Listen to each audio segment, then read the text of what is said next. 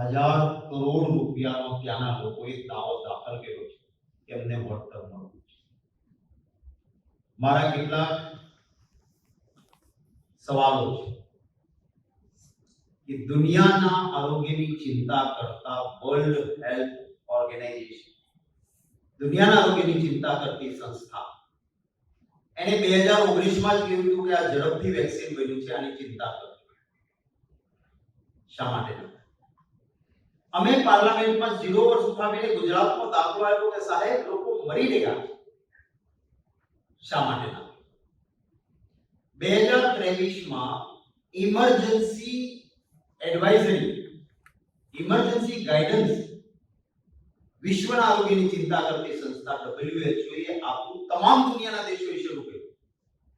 આપણા દેશે એ પછી પણ નથી ડેટા કલેક્ટ કર્યો, નથી કોઈ આરોગ્યની દેશના લોકોની ચિંતા કરી. ભારતમાં 205 કરોડ કોવિશિલ્ડના ડોઝ આપ્યા છે. ખૂબ પ્રેશર કરીને અપાતા અને એની ક્રેડિટ પાછી ભારતીય જનતા પાર્ટી લીધી.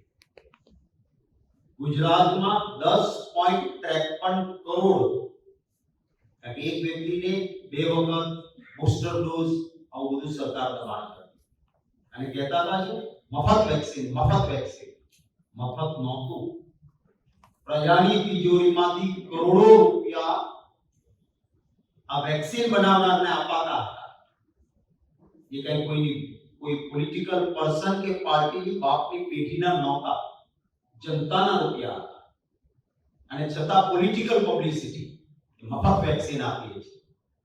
એ પછી મારો એક સૌથી મોટો સવાલ એ છે કે આપણો દેશ ગૌરવ લઈ શકે ભારત સરકારની પોતાની સેન્ટ્રલ રિસર્ચ ઇન્સ્ટિટ્યૂટ CRI, આ સંસ્થા 118 વર્ષ જૂની છે, જે વેક્સિન બનાવે છે, પ્રોડ્યુસ કરે છે. કોઈ પણ પ્રાઇવેટ કંપની કરતા એની કેપેસિટી ખૂબ ઊંચી છે અને એ ભારત સરકારની છે ઇન્સ્ટિટ્યૂટ. આ ઇન્સ્ટિટ્યૂટ દુનિયાભરમાં, ભારતમાં નહીં, દુનિયાભરમાં વેક્સિન માટે પાયોનિયર, સ્થાપક પૈકીની આ ઇન્સ્ટિટ્યૂટ આપણા ભારતમાં છે.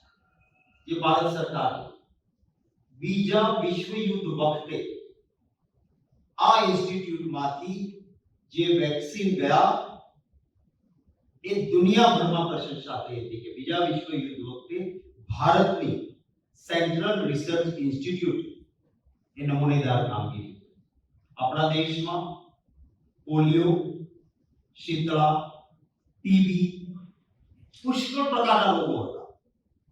આ બધા રોગો સામે રોગ પ્રતિકારક શક્તિ વધે, વેક્સિનથી રોગ નિર્મૂળ થાય, એનું સંશોધન, એનું પ્રોડક્શન, એનું ઉત્પાદન, એ બધું જ સેન્ટ્રલ રિસર્ચ ઇન્સ્ટિટ્યૂટ ભારત સરકારની લેબોરેટરીએ કર્યું.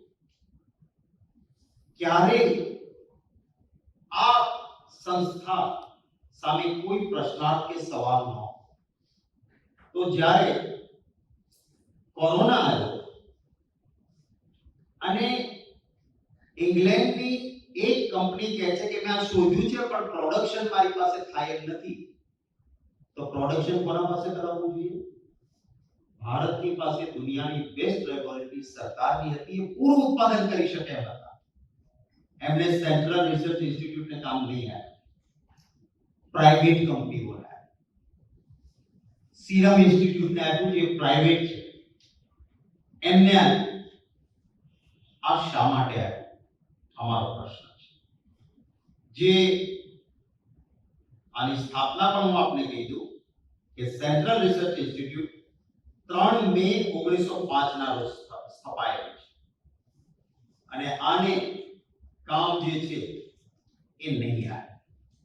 બીજી તમને નવાઈ લાગશે, આપણા ઘરમાં ઉત્તમ બનાવી શકાય એવી વ્યવસ્થા હોય અને જેની પાસે વ્યવસ્થા નથી એને તમે એમ કહો કે આલ્યો એડવાન્સ રૂપિયા તમે સેટઅપ ઊભું કરો એડવાન્સ રૂપિયા મારા ઘરમાં મારી પોતાની ઇન્સ્ટિટ્યૂટ છે હું નહીં બનાવું આવું કોઈ કરે આ ભારતીય જનતા પાર્ટીની સરકારે 3000 કરોડ રૂપિયા સીરમ ઇન્સ્ટિટ્યૂટને આપ્યા કે તમારે કોવિશિલ્ડ બનાવવા માટે ઇન્ફ્રાસ્ટ્રક્ચર માટે આ 3000 કરોડ એડવાન્સ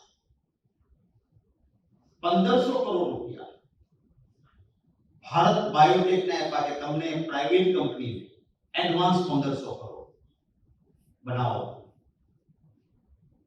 મારો એ સવાલ છે આજે મારા દેશના પ્રધાનમંત્રી ભાજપના નથી મારા દેશના પણ છે ત્યારે હું એમની પાસે અપેક્ષા રાખું છું ગુજરાતના સ્થાપના દિવસે કે ગુજરાતને અને દેશની જનતાને મારા સવાલનો જવાબ આપે સવાલ એક વર્લ્ડ હેલ્થ ઓર્ગેનાઇઝેશને કહ્યું હતું છતાં તમે ડેટા કેમ ન ભેગો કર્યો 2023 માં તો ઇમરજન્સી ગાઈડન્સ આપ્યું તમને કે ટીટીએસ થઈ રહ્યા છે માટે કરો તમે કેમ નહીં કર્યો જવાબ આપો દુનિયાની પાયોનિયર સ્થાપક પૈકીની બેસ્ટ ઇન્સ્ટિટ્યૂટ સરકારની હતી એમ છતાં તમે પ્રાઇવેટ કંપનીઓને 3000 કરોડ અને 1500 કરોડ એડવાન્સ આપીને એના પાસે વેક્સિન કેમ પેદા કરાવી જ્યારે તમને ખબર પડી વર્લ્ડ હેલ્થ ઓર્ગેનાઇઝેશને કહ્યું